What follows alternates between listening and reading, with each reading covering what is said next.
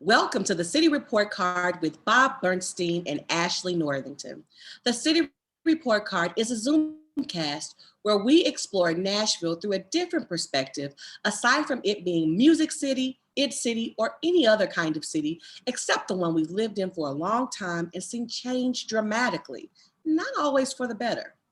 We decided to do this show after 3 years of serving on the Chamber's Education Report Committee, where we learned a whole lot about how the public school district works, how it's funded, and what challenges it faces. After all of the interviews, readings, and discussions, our biggest takeaway is that we cannot judge the public school district without first judging ourselves. That means we can't point fingers at public schools without taking a deeper look at all of the other systems and institutions that connect to it. And that's everything from affordable housing to private industry to transit and mobility to the nonprofit sector. That's why we're having these series of conversations to explore the connections and the relationships in hopes that we can make a difference. So who are we? Well, I am Ashley Northington. And I am a unicorn. That means I'm actually from the city of Nashville. In fact, I'm a fourth generation Nashvilleian, and my passion for education stems from the amazing experiences I had having attended 8 Metro Nashville public schools. I'm a graduate of Antioch High School and a former education reporter, state education department official, education policy analyst, and now I get the chance to work with educational institutions across the country, helping them to navigate their challenges and connect deeper with their audiences. I do this work because I know the tremendous value education had in my life, and I want to make sure that more students get the opportunity to have a similar or better experience. And I'm Bob Bernstein. I'm also a former journalist. I moved here in 1988 from suburban Chicago to write about tax and government issues. I soon pivoted and became a restaurant entrepreneur, opening such places as Bongo Java and Fido. I've served as a founding board member of Hands on Nashville and Nashville Prep, and was a board member of Abintra Montessori School. I'm darn excited that I'll be part of the second class of the Leadership Public Education organization starting in January. My interest in education issues came from a feeling that formal education failed me. My wife Irma and I wanted a different approach to education for my 2 sons and thus enrolled them at Abintra Montessori School. My eldest is now a freshman at Hume Fogg. So today is a real treat because we get the opportunity to sit down with Dr. Diarese George, the founder and executive director for the Tennessee Educators of Color Alliance, or TECA. TECA is an organization focused on developing, supporting, and connecting educators of color with decision-making power to shape, create, and influence policy. Prior to his role at TECA, Dr. George previously served as the Director of Recruitment for the Nashville Teacher Residency. Additionally, he taught for 5 years as a high school career and technical education teacher with a focus on business. He's completed Education Leadership Fellows for Education Pioneers, the State Collaborative on Reforming Education, Hope Street Group, and the Mosaic Fellowship, which connects and empowers education leaders of color across the state of Tennessee. Welcome to the City Report Card, Diarese. Thank you so much, Ashley and Bob. So glad to be here. Glad to join you this Sunday afternoon, and glad to be able to just be in your presence, spend some time and talk shop a little bit. Yes. So one of our themes here, or the central theme, is that we are pushing forward an idea that it takes the whole city to be involved in education. And that's the approach that we want to see manifest. So when you hear the phrase whole city approach to education, what does that mean to you? Great question. I think whole city approach just means that everybody inclusively has a role to play in shaping public education. We're talking specifically in Nashville. How do we leverage the resources between different sectors, community-based organizations, people who work in different spaces, and also keeping our focus and center on children and what's in their best needs to create experiences that are going to obviously affect trajectories in a positive light, get back to the city in a more comprehensive way over a long term with a return on investment, where obviously we're shaping the future minds who are going to be leading the city. But then also, I think there's an opportunity to civically engage people. The more we can leverage the resources and get people involved in the process of understanding how education works, I think there are some sore spots in the ecosystem of education that oftentimes can only really be mitigated from community-based organizations, other organizations across sectors. And so, examples in my mind immediately think about when we think about childcare. How do we leverage early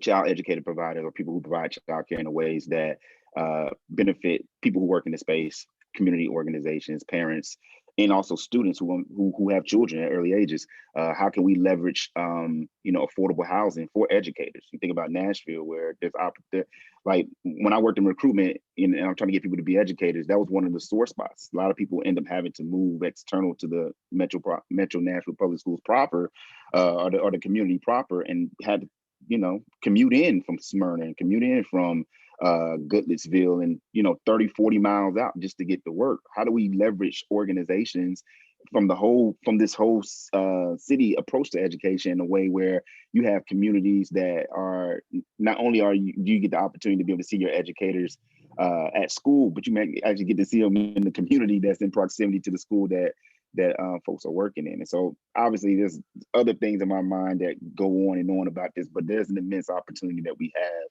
to ensure that we can involve and engage folks across sectors in the community to get involved with education and understand the unique role that they may or may not play.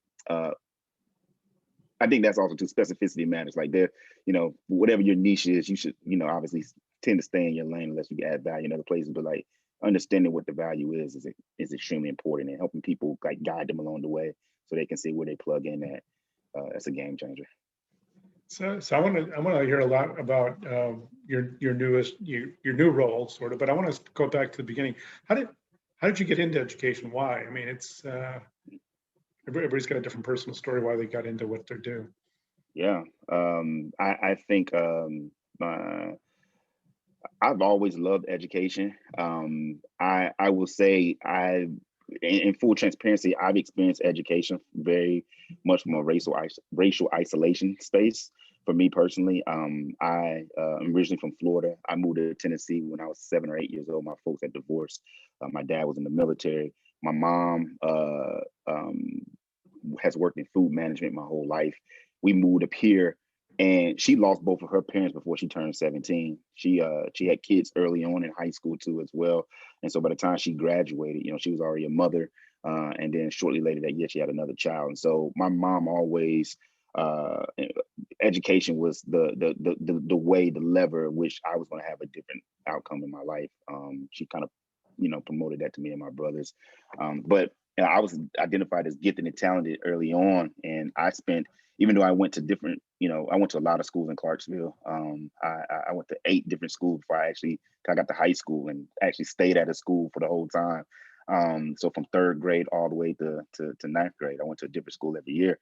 And but it never, education always was a focal point. I was really good at education. But I think for me, I was gifted and talented, so I oftentimes spent time in classrooms as the only Black kid or the only particularly Black male.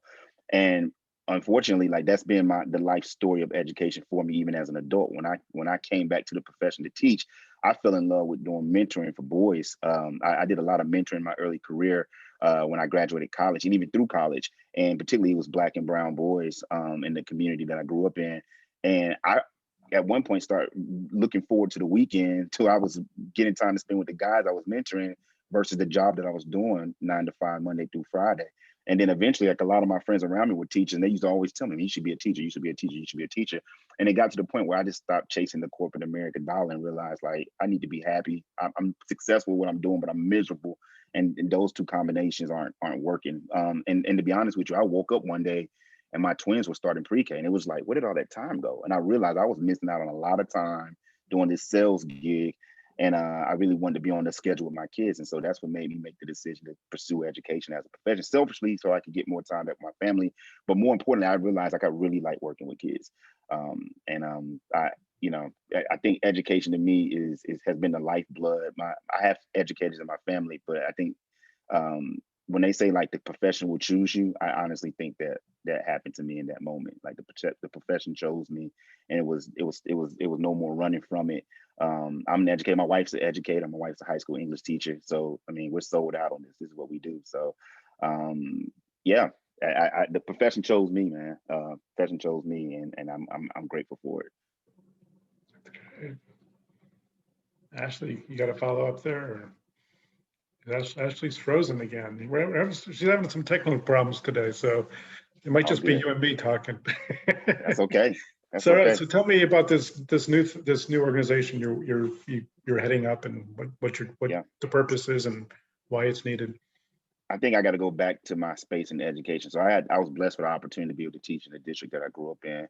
However, when I transitioned into the profession, very similar to my experience as a student, I walked into a space where I was the only Black male teacher for the years that I was on staff. And so, for many kids that I taught, I was the first teacher of color they ever had, which was a game changer for me and them. We were learning from each other. I think there's things that in my life that having grown up in this community, I brought to the table, and things that they were curious about in the experience of having somebody that had a different background that they were curious about too. And we spent a lot of time learning from each other. A lot of the kids that I taught tracked because I taught accounting and doing enrollment financial planning. And so like a lot of the classes kind of stacked on each other. So I had the opportunity to teach a lot of kids year after year, which was pretty cool.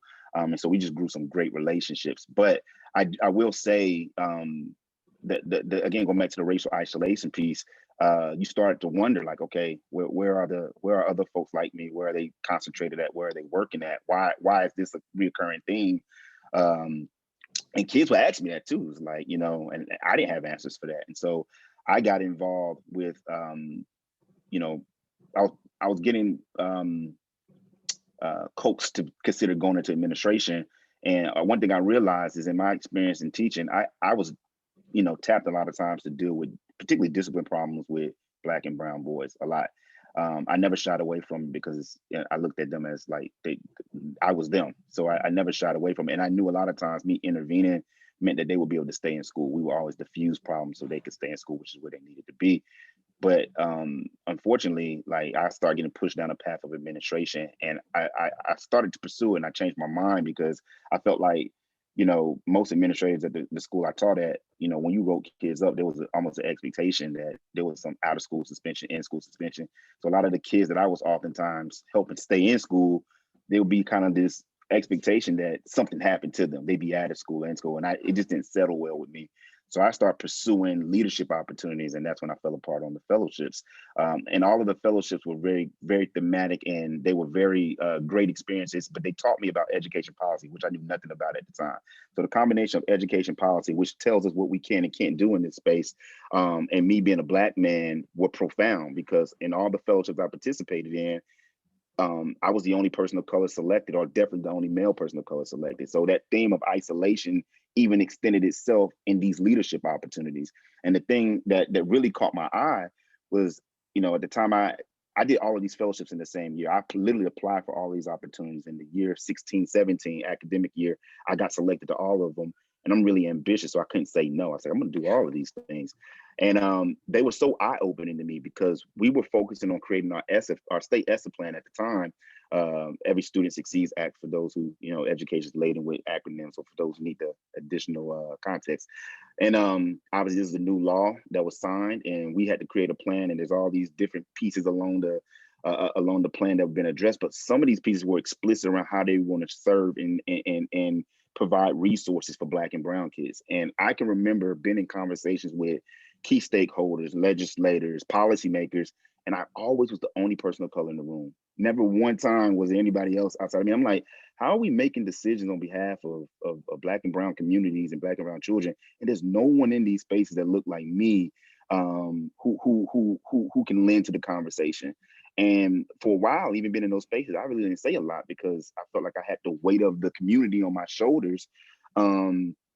And that's why I ventured to launch my organization. I felt like we need an intersection where, one, there's a value where educators of color are seen to be attracted to the profession. Two, how do we keep them in the profession? And three, if we can get those first two things, how do we elevate their voices into the spaces that really the decisions are being made that are ultimately going to have the most impact? And so it's like, how do we take the people who are most impacted by some of these decisions and make them impactful in the conversations by lending their voice to the issue? So here's literally a firsthand account of educators who have grown up in certain communities, probably communities that are in proximity to where they're serving, who literally have a lived experience in this ecosystem. How do we share their story, their voice, their passion, their concerns, their triumphs, their joys, and everything in between in a way that it shapes policy that they see themselves in, instead of the latter, where it's oftentimes they're absent completely from those conversations. Because I tell you, when you're on high and you're at the State Department and you're in certain areas, people aren't, they're open to hear, but if there isn't a vehicle to drive people to those spaces to give conversation, a lot of people aren't reaching back explicitly and having town halls and sitting down and convening to understand that perspective. They're making decisions based off of sources that they have, but sometimes the sources that they have are so far removed from really what's going on the ground. And so this organization was launched in the fall of 2016. I've just kind of built it along the way. Fortunately for me, in the middle of a global pandemic, I was able to walk away from my previous job and lead this work full time. And so the work that we're doing full time is really in three areas: leadership development to create and shape local advocates so they can start leaning themselves to the systemic changes that need to be made in a local context to sustain them and also the children that look like them. Two, how do we have a larger statewide impact? So there's an independent educator diversity policy that's coming on the brinks that will be read for a second read at the state board next week, and hopefully adopted, that will shape how we think about recruiting and retaining educators of color across the state.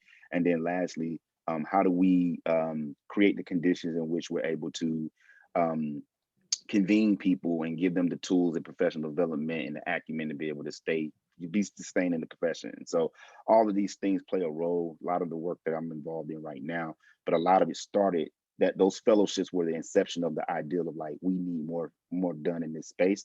And it's been a crazy journey, but I'm grateful for it. So I think Ashley's back. Yes. So, Ashley. Diarese, share from your perspective why you think it's important to have diverse educators in the classroom, and then how does the Tennessee Educators of Color Alliance support that? Yeah, I mean, there's so much research that shows the value of having a racial ethnic diverse educator workforce, from increased academic achievement, uh, lower suspensions and exposures among students of color, students of color who are willing to, based on how many educators of color they had that look like them, who are, one, willing to pursue post-secondary opportunities, or and then also two, so the desire to pursue it, and then actually the realization of achieving it, is the research shows that connection too as well. Absenteeism goes down. It's just so many things that are reflected in research nationwide that shows the value and the benefit of this. Organizationally, we try to make this happen from trying to address all parts of this, honestly, if I'm being honest here. One, I think that there's a missed opportunity in education prep. A lot of times people in education prep programs we're not conditioning people for the realities that actually exist in the education space for people of color that are serving. That is like paramount and key. So if we have education prep programs across the state, which we do, if there's a person of color in a prep program, we have to assume that if they graduate from our prep program, there may be one or two or a handful of people who are going to take a job and they're going to end up being the only person of color in the building. There are some challenges that come along with that I don't think that we prepare candidates that are going to be educators in this space for. And let's be clear, I think all educators are well-meaning and intended, and everybody's trying to do the right thing about kids.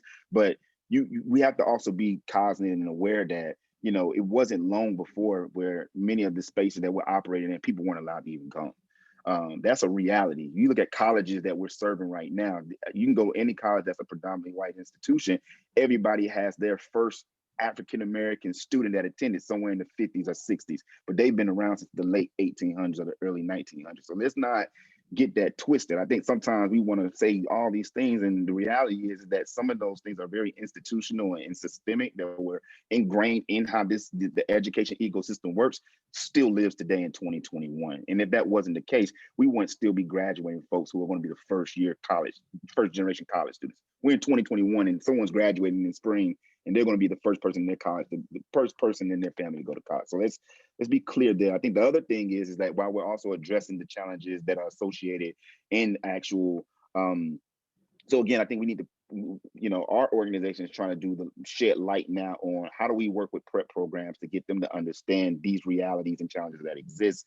The other thing is that we do some DEI consulting with networks in different schools on how we can create spaces that can culturally affirm and value people once they get there. So the reality of is that there's a lot of work to recruit people of color to the education profession.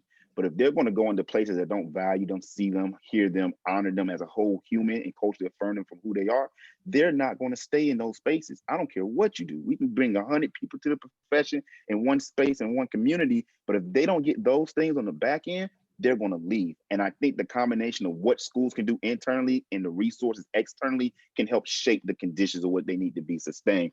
And then the last part I think that we're really focused on hyper intensively is how do we civically engage educators in the education policy. There's so many people who don't understand how schools are funded, and also who's making the decisions behind the money. A lot of those people who are working on school boards or county commissioners and city clerk positions, they're voting. We're voting for people to help make decisions around where money is going to go and how that money shows up in education a lot of times.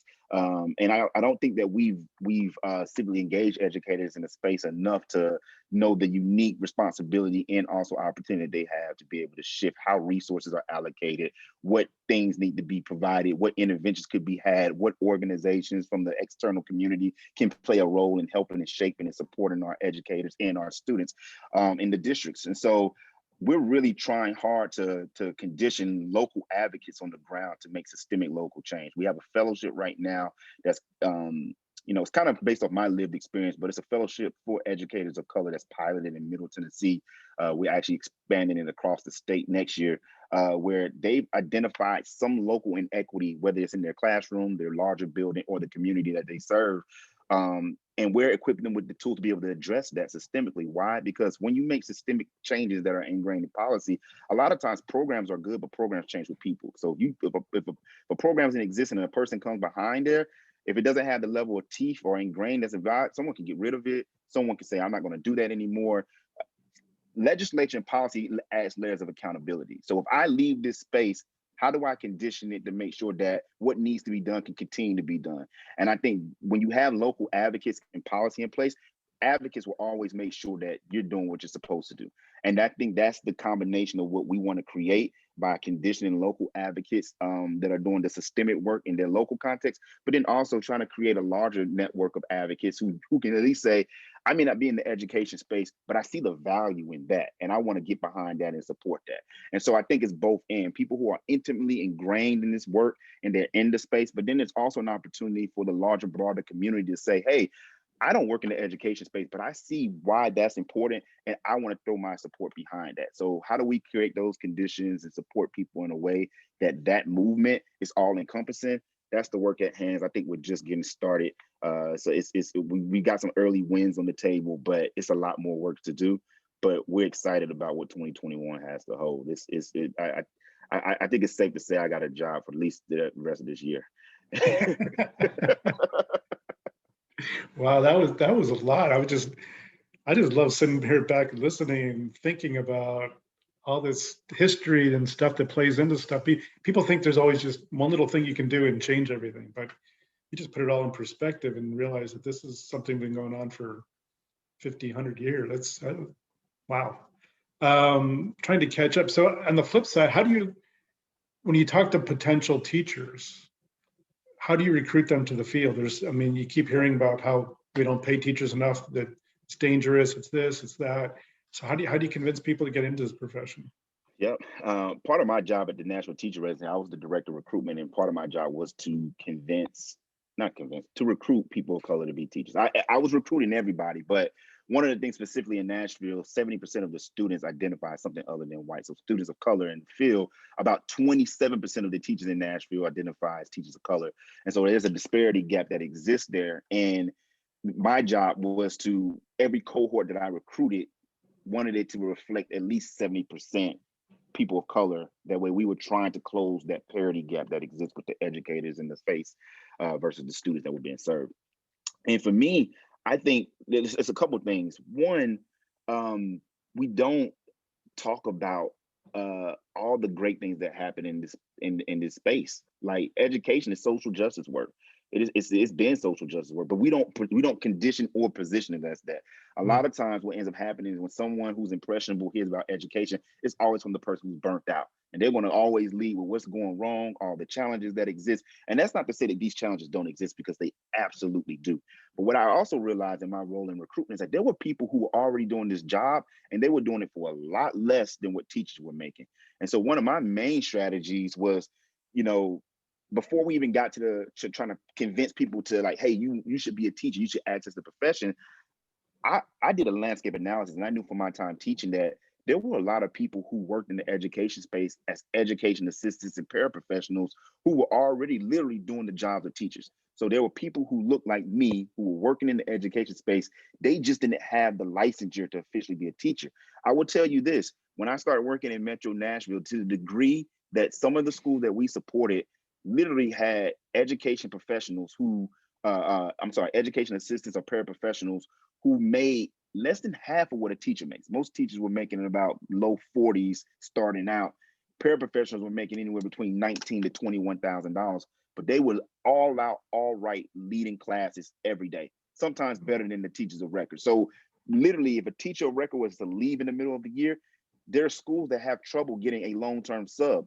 What do? They leverage their paraprofessionals and education assistants to fill in those classes while they're trying to figure it out. Some of these paraprofessionals and ed assistants will lead classes for 2, 3, 4 weeks before they can get a long-term sub in there. This is a reality. And these folks were teaching the kids better than the teachers that were in there. So I knew immediately that there was already people who were doing the job that were getting paid less than half the cost that it costs to do it. So instead of like trying to go ahead and convince somebody to make a career change, leverage who's in the profession and create a pathway for them to gain licensure. What happens there? Okay, you have people who reflect the backgrounds of the students. They get a pathway to licensure, but more importantly, what does that do economically for them? They're going to get a $20,000 plus pay increase. A lot of these people on average, when I would ask for, HR would provide me with a list of folks who were classified staff who had it, particularly our program, you had to have a degree already. You would be surprised how many people who have a master's, bachelor's, master's, and even doctors who are working as education assistants, interpreters, classified staff. And we asked them, if you could get licensed, what would you want to get certified in? We were only certified in math and ELA. Anybody who said middle school or high school math or ELA, I took that list and I contacted them directly. And I created focus groups, not focus groups, but interest meetings to try to see, hey, here's how we're laid out. You can keep your job and work. So you're not doing anything any different from what you're doing. Literally, the job that you're doing is the job that you're doing the residency. So you have employment with benefits, and you just need to give up a year. It's the sacrifice of a year and being able to take classes in the evening to gain licensure. So that was one strategy, was like leveraging who was already in the profession and who had an interest of possibly being there, because most people, they're not ed assistants for 2 or 3 years if they don't somewhat like working with kids, is what I found out.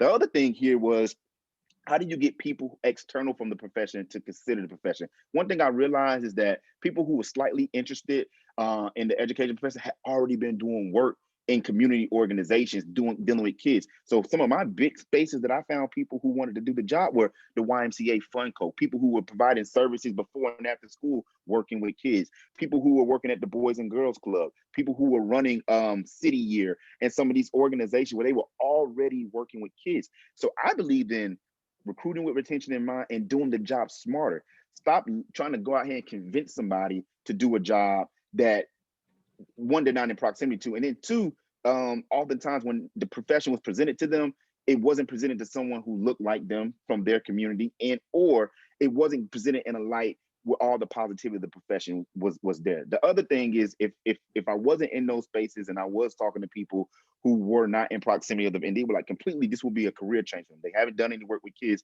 but there's something in them that wants to serve. I always try to position the job as a social justice work.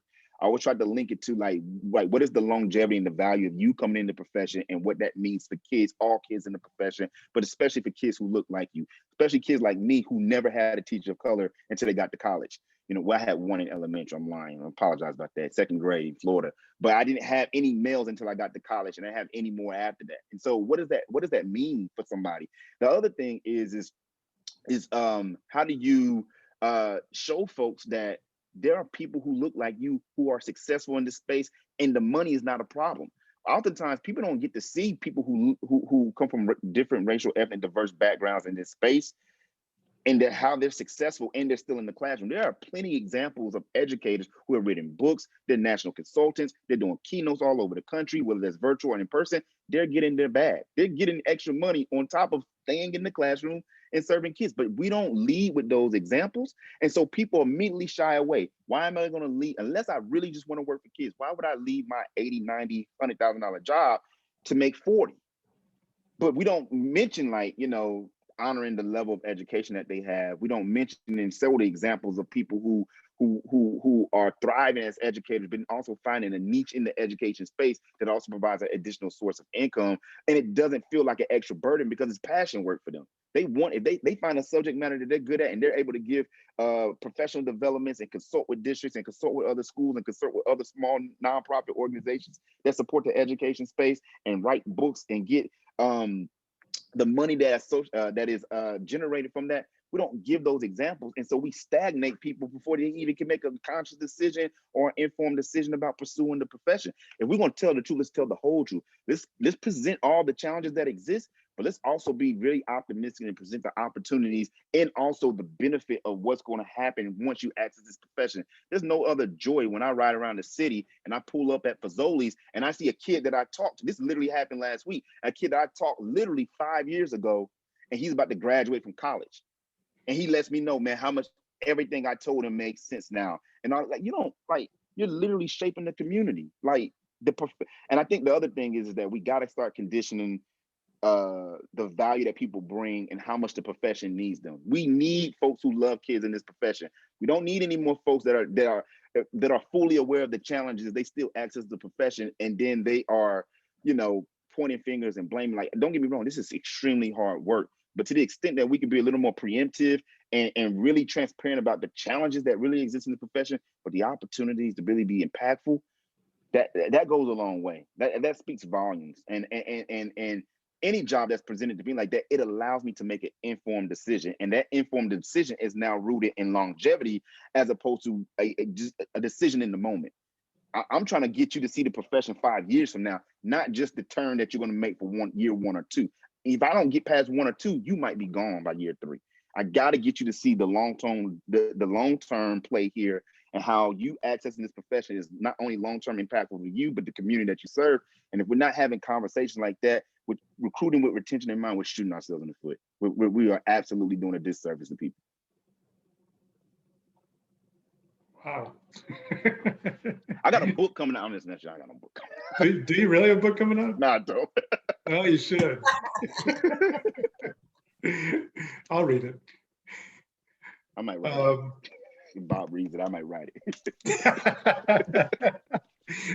I've been trying to write my own book for 20 years, so I know the problem. Ashley, what do you got here? This is shaping up to be one of my favorite episodes because I love looking at Bob listen to you, Diarese. This has been a real treat. I'm gonna have to go back and look at myself because I don't know what I was looking at. It's like, whoa. You are engaged. I mean, you are really actively listening. So that's good. So I want to go back to something that you said when we first got on the call, Diarese. You talked about there are some sore spots, there's some deficits, when you think about the whole city approach. Can you talk a little bit about what some of those deficits are and what community-oriented supports you think are needed to sort of shape and support this ecosystem of education? Yeah, I think, and I'm leaning on the examples that I've seen, especially with COVID-19, that have like exacerbated some of these challenges and problems. You know, when I think about, you know, and I'm thinking of examples of other districts, like in Hamilton County, some of the things that they've done. And I know that some of that work is happening here in Metro Nashville public schools as well. But, you know, childcare was a challenge. Childcare was a challenge.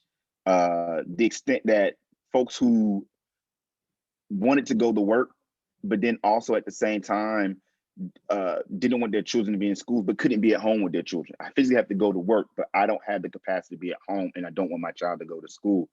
And I saw people leveraging community-based organizations, and particularly churches, leaning in and saying, hey, we'll create space, we'll use dollars, and we'll hire people to be monitors for your children while they're going to school virtually, while you're able to go to work, because you don't qualify to be able to use the childcare dollars that are available. Maybe you just make a little bit too much money.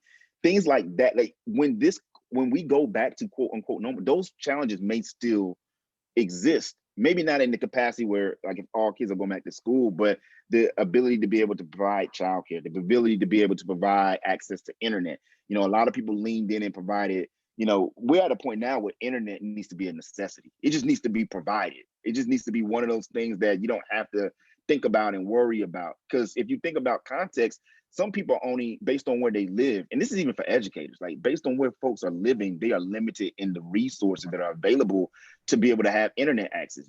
I literally, when I lived in my other place in the city that I lived in, I had 5 different options. When I moved closer, South Clarksville, closer to Nashville, I have 2 options. I live on a county outline, and I literally have 2 options, and that's it. And so to the extent that we can, you know, community-based organizations who may be able to provide hotspots that are not just limited to just those options that are available, being able to leverage for social emotional learning supports for kids, you know, mental health professionals and licensed clinical social workers. Like a lot of times when and then I'm not saying that this doesn't happen, but I remember when I was teaching, we got training from other educators who weren't mental health professionals or they weren't licensed clinical social workers. They were just like, these are best practices. But to the extent that we can leverage from expertise and subject matter experts in the space in a way where not only they can lean in and share and shape and prepare educators to be able to serve kids better, integrate them as a part. And I know, I mean, we have people on staff that work in some capacities in certain districts. I'm not sure how it's situated in Nashville, but you know, a lot of districts contract out, but literally it's like one social worker per couple hundred of kids, which is almost less than what we need to be able to serve kids adequately. To the extent that we start integrating the services that are available with food banks. Again, I think some districts are doing this extremely well, but I see some instances where it's not, and it's not being leveraged in a way. And so when we think about needs and we think about who's providing that in the community, the question needs to be asked, how do we leverage that to ensure that kids get what they need, especially in spaces where we know that there are limitations in or sore spots and people aren't actually getting what they need. And so we made a laundry list of everything that could be a challenge for kids across the district. Who are the people who are already serving in that capacity? How can we leverage them to ensure that kids that we're serving and communities and families that we're serving can gain access to that? Or is there training, even if you can't, provide, those services in collaboration with the district? Like, is there a way to support people where they can at least mitigate that loss and mitigate some of that sort of stuff? So I'm not saying it's a know all, be all, tell all. I'm not saying that every organization out there has a key or a solution to the challenges that have been addressed. I am saying, though, that I think there's an opportunity to utilize these community-based organizations and folks in the community in ways in which we can get the supports necessary to better serve kids.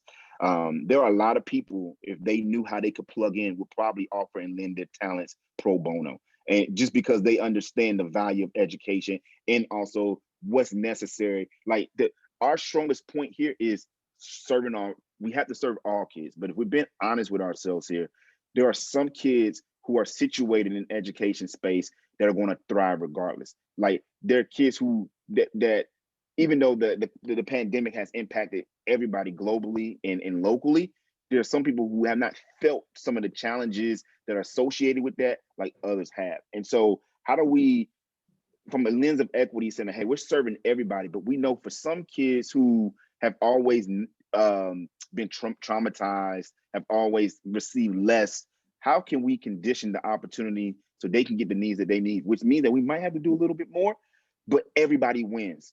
Like we're conditioning people from the margins and disenfranchised communities and vulnerable communities and putting them in position to be successful. What does that mean for our community as a whole?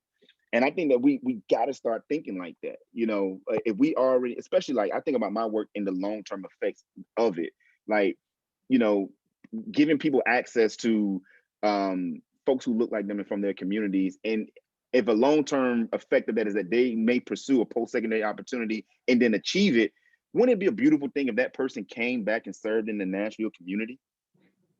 And if they are a person of color, they're making a sector that oftentimes is not saturated with people of color, more diverse, education, law, engineering sector, the journalism sector. Like you're literally like there's so many connecting dots here for a long-term return on investment. And if you have those things in place, what if the one mitigating loss that was needed to support somebody through this journey was a community-based organization that could plug in, or someone that was in the community that had access to knowledge or subject matter expert, and they could serve in a capacity that could mitigate. Like I think that like we got to start connecting dots, and I think that we just have to start thinking about community from. We got to start thinking about education from a community, a whole city approach, and really start leveraging folks who are doing the work already and stop trying to reinvent the wheel. A lot of times we want to pay somebody and create a new position to do something when people are already in the community doing that work. How can we leverage, partner, collaborate, and maybe there's a liaison that's doing that? And not again, Metro Nashville, if you're watching this, not saying that y'all aren't doing that. I'm just saying holistically, these are the things that people ask me and the questions I wonder about too, because if it's happening, a lot of times it's not happening in a comprehensive way where you can immediately name off the top of your head who's doing what, when, where, and why. A lot of times it's only in proximity to certain communities. And I think we just got to get to a point where it's just expectation that we're going to leverage the community to be able to serve along with us. Yeah, I think I got it what you said, Ashley, about this being one of your favorites. This time has gone fast for me, just listening, sitting back. But I'm not going to let you go. And you're a former educator, or you're still an educator, I should say. Mm. And this is called the City Report Card. So now it's time for you to give some grades out. Yep. I asked this question differently for everybody I talked to on these discussions. So for you, I'm going to ask, what would you give Nashville an A on? Would you give us a C? And where maybe we failing?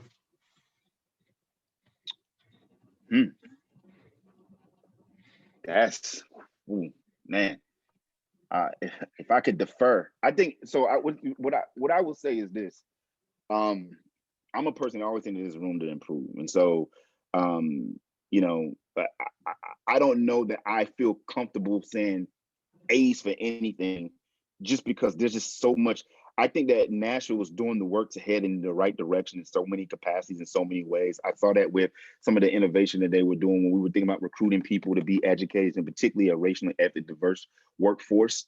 We saw that some of the supports that kids were getting when we start centering SEL supports in the pandemic. I think some of these things were already ramping up, but I think the pandemic kind of lanced over things in a way where the exacerbation of some of the sore spots creates a runway where we can be better. And so I will say this, it's hard to tell because one, I'm not a parent. My children don't go to school. I don't have that intimate perspective of what it's like to have children in Metro Nashville Public Schools. But I do have my experience of working with Metro Nashville Public School over the last 3 years from the Nashville Teacher Residency. And I will say that, you know, I don't even know if I would say, I